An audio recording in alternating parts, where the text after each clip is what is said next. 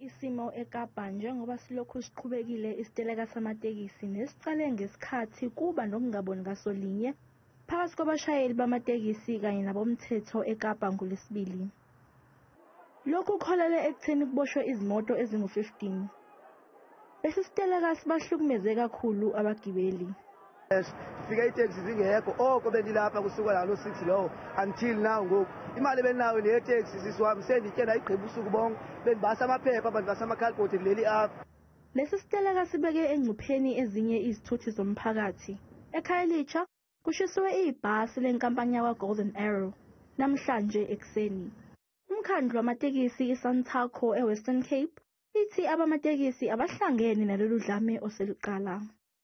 Our vans are standing at the taxi ranks at our houses, and we are not operating. So we are not accountable or responsible for whatever that is happening on the street. Lesi siteleka sesingenelwe nangabashayeli abathutha abantu ngokucela ukusetshenziswa izinhlelo ze-internet, i-e-hailing. Nabo bathi angeke besebenze kuze kube uLwesine oluzayo.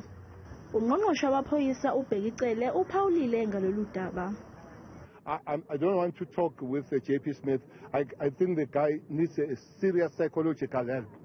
My pain heart goes to the people of Langa, Gugulethu, Khayelitsha, where those that are trying to help those that are going to work, school and all, they themselves are assaulted, their cars are stopped, their cars are destroyed and all that. We are making the call to say allow the people to live their life.